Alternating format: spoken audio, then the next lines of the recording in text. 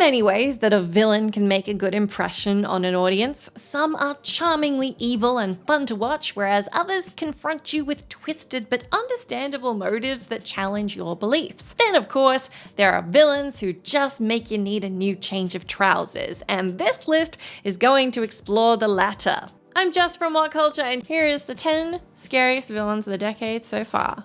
Number 10, Malus Thorm, Baldur's Gate 3.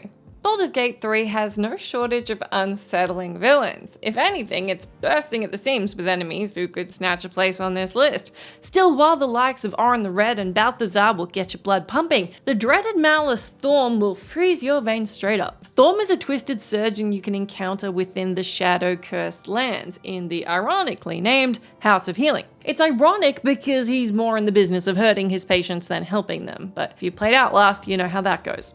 This disturbing monster is a follower of Shah, meaning he celebrates pain and suffering. As such, he performs heinous acts of mutilation with a methodical coldness and brutality. His painfully clinical approach to torture will send a chill up your spine, as will his creepy Silent Hill-like nurses. Ugh. His design is also haunting, with mechanical arms giving him bladed fingers, all the better for torture, and his mutilated face sporting a constant grin that shows just how much he loves hurting others.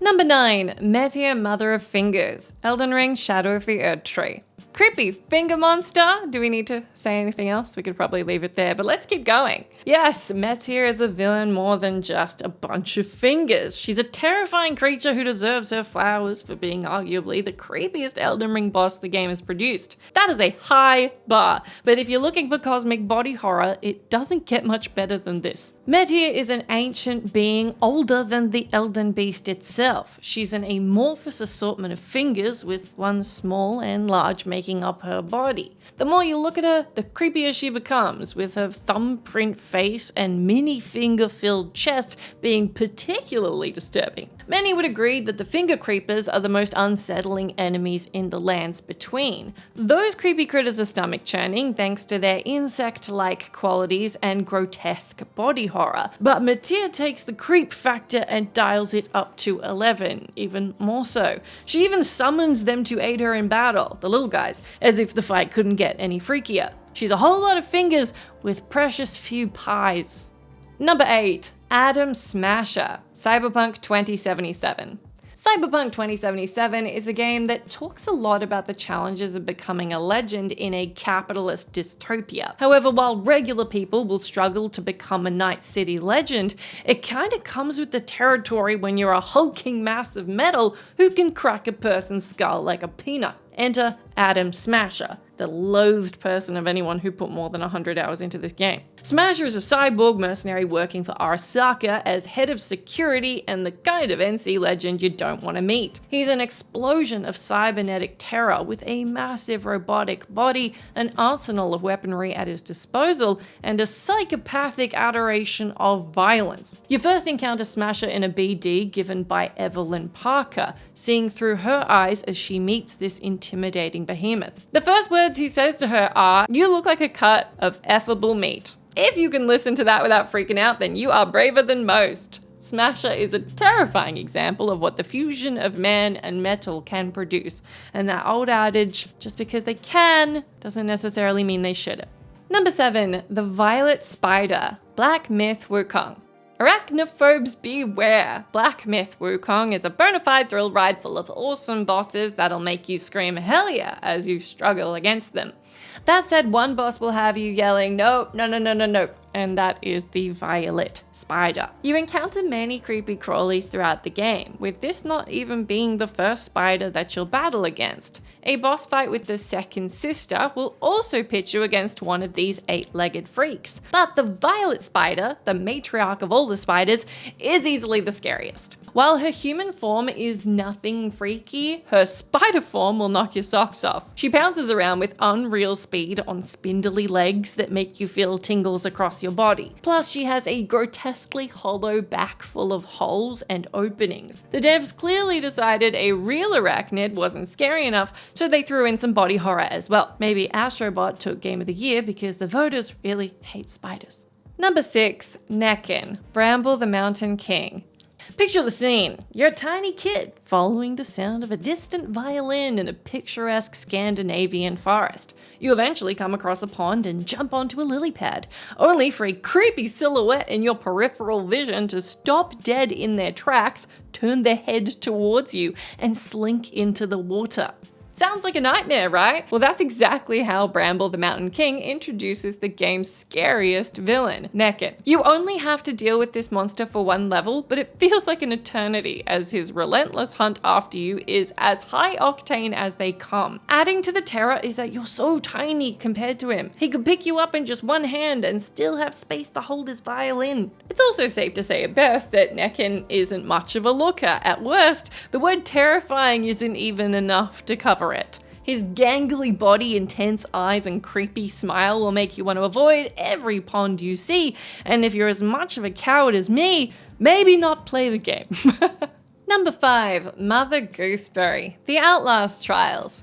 Ventriloquy is kind of a thing that most people find bone-chillingly creepy, even when it's trying its darndest to be cute. As such, mixing it with an unhinged, grotesque psycho with a split personality is one hell of a recipe for terror. Trust Outlast to make such a choice. Mother Gooseberry is a sickening antagonist from the Outlast Trials. She's a former children's TV show presenter who's given up on Mr. Rogers-style programming and instead turned to grisly murder, as you do. This is reflected in her monstrous design, with a deformed face covered by a bleach white skin mask that appears like a misguided attempt to look friendly and inviting, and evidently fails. This dreaded mother is also a buy one get one free horror show, thanks to her other half, Dr. Flutterman. This refers to the duck puppet she wields, which acts as a second, far more aggressive personality. As if that wasn't already deranged enough, Dr. Flutterman also has a drill inside his beak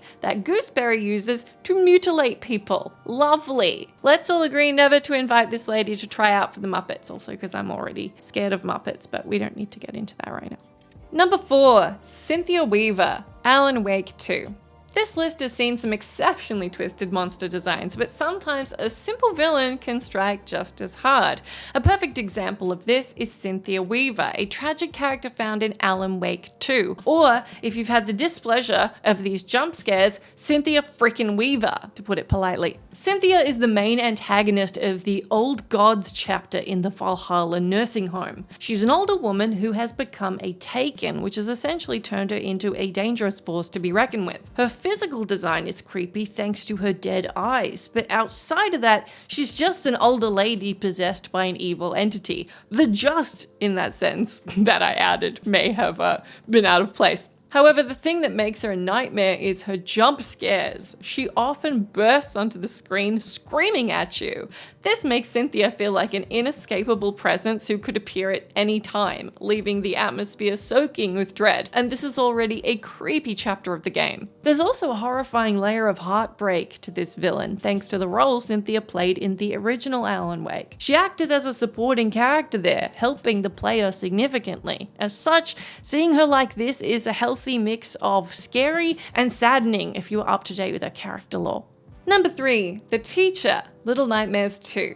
Spine-chilling villains are the bread and butter of the Little Nightmares franchise. You could fill this entire list with the assortment of monsters encountered in these one-of-a-kind titles, but being forced to choose just one, we've gone with the dreaded Teacher from Little Nightmares 2. The Teacher is all your childhood authority figure anxieties rolled into one menacing package. You run across her in, fittingly, the school, where she teaches a class of students and seeks out troublemakers with an iron fist, that being you. Her appearance is ungodly, as her crooked smile and sadistic eyes will get you shivering. However, where she truly shines as a petrifying villain is in her neck, which can stretch and extend. You want to try and hide from her? Go ahead, she'll still be able to find you, as her elongated appendage can peek around any corner. You would, however, get your homework in early every single time if this was the teacher grading it. Number 2, Illtauga, Senua's Saga, Hellblade 2.